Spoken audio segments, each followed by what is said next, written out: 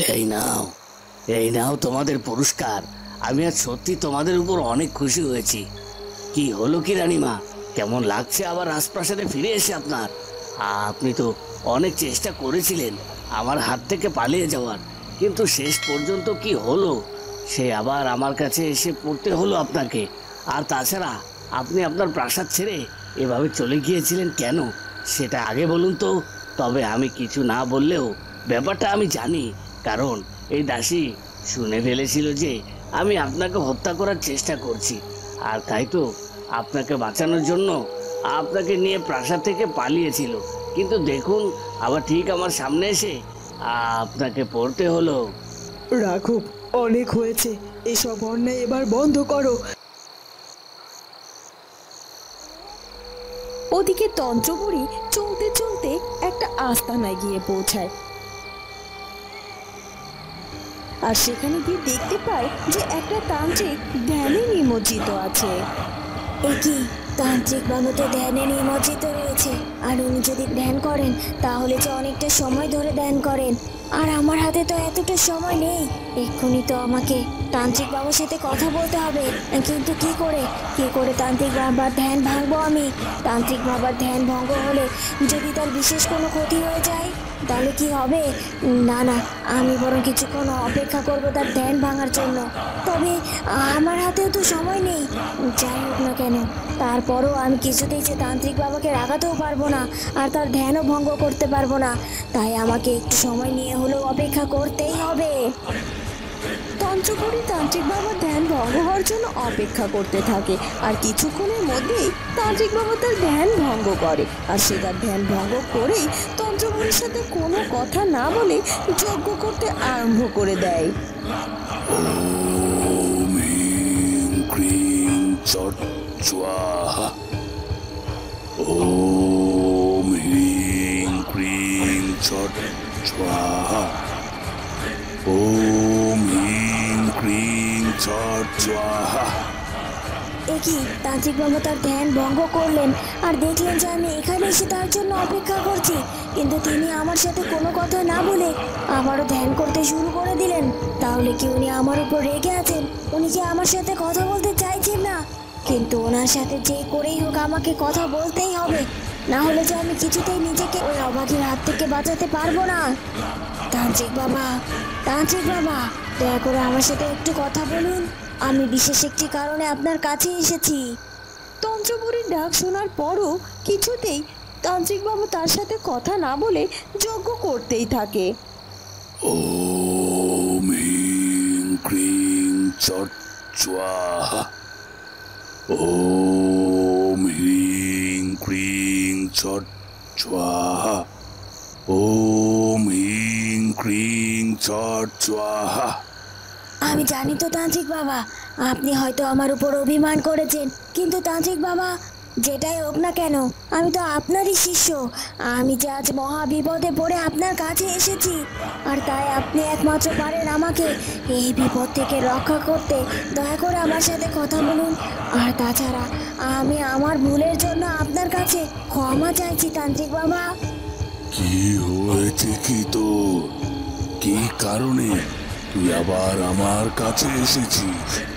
আর তাছাড়া তুই তো বলেইছিলি তোর নাকি এখন আর আমার প্রয়োজন নেই, আর তাই আমি তোর কোনো সাহায্য এখন করতে পারবো না। তান্ত্রিক বাবা, আপনার দোহাই লাগে, আপনি এমনটা করবেন না। আমি আপনার কাছে ক্ষমা চাইছি। আমি অন্যায় করেছি, আর সেই অন্যায়ের জন্য আমি তার অনেক শাস্তিও পেয়েছি। আর তাছাড়া আমি যেহেতু আপনার কাছে ক্ষমা প্রার্থনা করছি, সেহেতু আমার মনে হয় আপনি আমাকে ক্ষমা করে দেবেন অবশ্যই। আপনি যদি আমাকে ক্ষমা না করেন আর আমার যদি কিছু হয়ে যায়, সেটার জন্য কিন্তু আমি আপনাকে দায়ী করব। সেটা কি আপনি চান বলুন? তোকে আমি নিজের মতো করে তৈরি করেছিলাম, আর তাই তুই শত অপরাধ করা সত্ত্বেও এখন আমার তোর কথা শুনতে হচ্ছে। বল, কি বিপদ হয়েছে তোর? আমি তোকে সাহায্য করব। ওদিকে অগ্নিধার পাখি অভাগী এবং রাজকুমারকে নিয়ে একটি জঙ্গলে হাজির হয়। এ কি অগ্নিতার পাখি, তুমি এখানে আমাদেরকে কেন নিয়ে আসলে?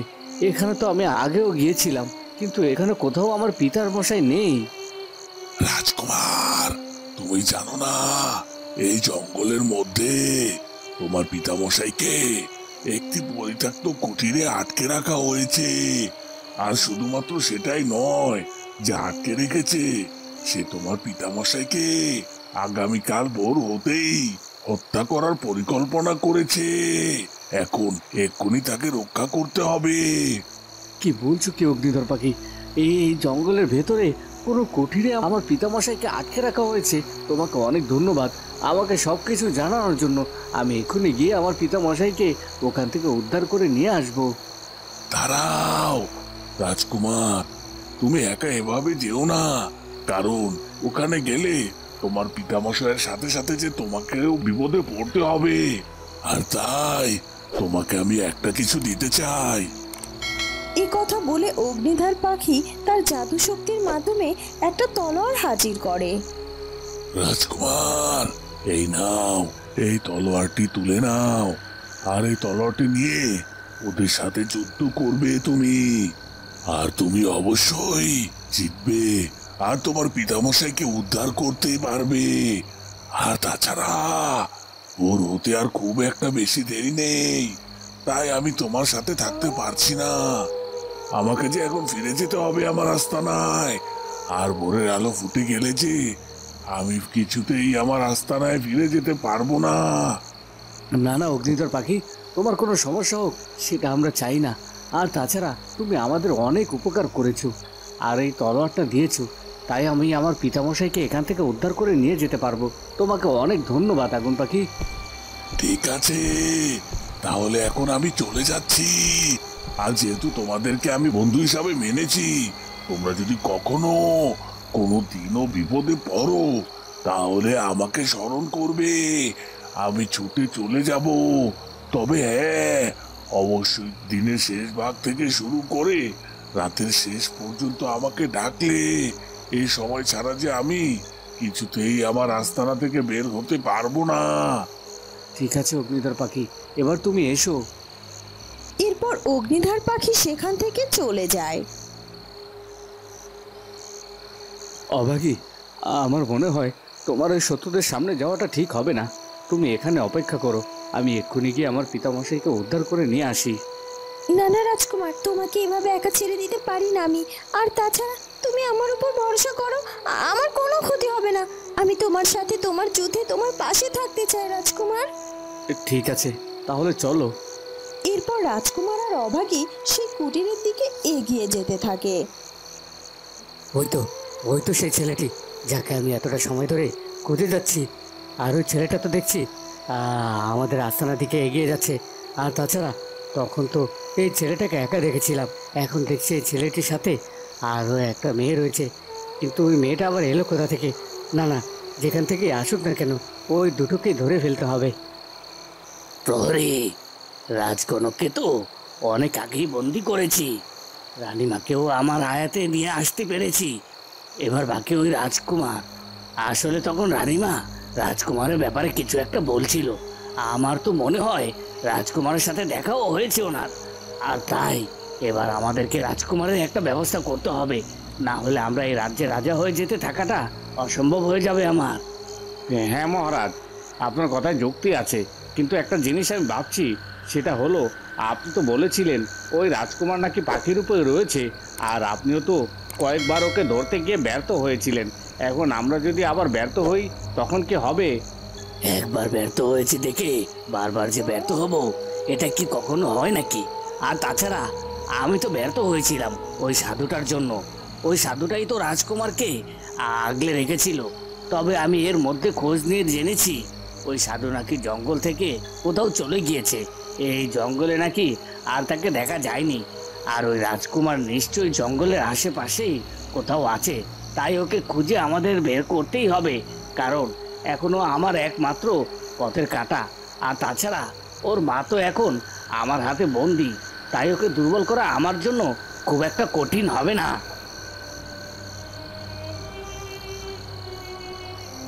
ওদিকে রানী আর দাসী রানীমার কক্ষে রাঘবের নজরবন্দি হয়ে থাকে। রানীমা, এখন কি হবে? আমরা তো সেই রাঘবের কাছে ধরা পড়ে গেলাম। এবার মনে হয় আমরা আর ওই রাঘবের হাত থেকে রক্ষা পাবো না।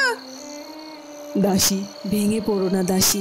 আমার মনে হচ্ছে এবার রাঘবের দিন শেষ হতে চলেছে, কারণ এতদিন অনেক পাপ করেছে ও, আর ওর পাপের ঘড়া এবার পূর্ণ হবে, আর তাই এবার দেখবে ওর বিনাশ হবেই। আর তাছাড়া তুমি শুনেছ না, পিপিলিকার পাখা ওঠে মরিবার তরে, আর ওই রাঘবেরও ঠিক সেই অবস্থাটাই হচ্ছে। হ্যাঁ রানীমা, আপনি ঠিকই বলেছেন, আমারও সেটাই মনে হয়। আর তাছাড়া আমরা তো আমাদের রাজকুমারকে খুঁজে পেয়ে গেছি, আর রাজকুমার যদি মহারাজকে ফিরিয়ে আনতে পারে তাহলে তোর কথাই নাই। তখন দেখবেন ঠিক রাজকুমার আর মহারাজ মিলে ওই রাঘবকে শাস্তি দেবে, আর আবার রাজা নিজের দখলে নিয়ে নেবে, আর তখন দেখবেন সব কিছু ঠিক হয়ে যাবে। হ্যাঁ হ্যাঁ, তুই ঠিকই বলেছিস।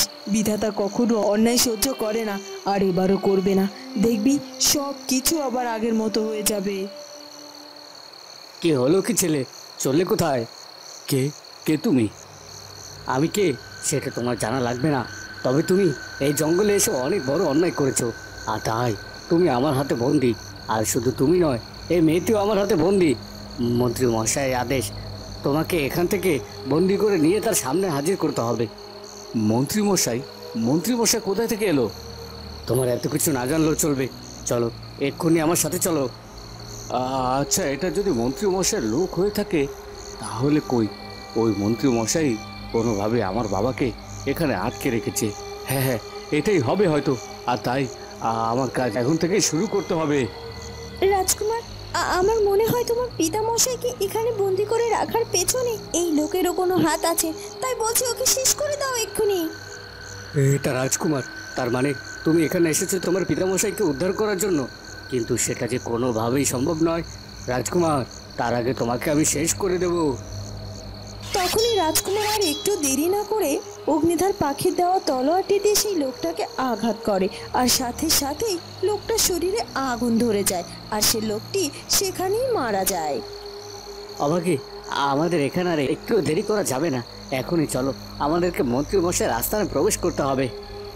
রাজকুমার, আমার মনে হচ্ছে মন্ত্রী মশাই হয়তো বা তার লোকজন চারপাশে ছড়িয়ে ছিটিয়ে রেখেছে, যেন কেউ মহারাজকে উদ্ধার করতে না পারে। তাই বলছি, আমাদের যা করার খুব সাবধানে করতে হবে, আর জেনে বুঝে এগোতে হবে। তুমি সাবধানে চলো, আর চারদিকে খেয়াল রেখো। হ্যাঁ হ্যাঁ অভাগী, তুমি ঠিকই বলেছো। অভাগী, তুমি এক কাজ করো, বরং তুমি ওদিক দিয়ে যাও, আমি এদিক দিয়ে যাচ্ছি। এরপর রাজকুমার আর অভাগী সে আস্তানার দিকে এগিয়ে যেতে থাকে। বন্ধুরা, তাহলে কি রাজকুমার এবার তার পিতামশাইকে উদ্ধার করে নিয়ে ফিরতে পারবে? সেটা জানবো আমরা ঝিয়ের মেয়ের ভাগ্য গল্পের পরবর্তী পর্বে। আর আমাদের আজকের ভিডিওটি ভালো লাগলে অবশ্যই আমাদের চ্যানেলটিকে সাবস্ক্রাইব করে দিও। দেখা হবে পরবর্তী পর্বে। ধন্যবাদ।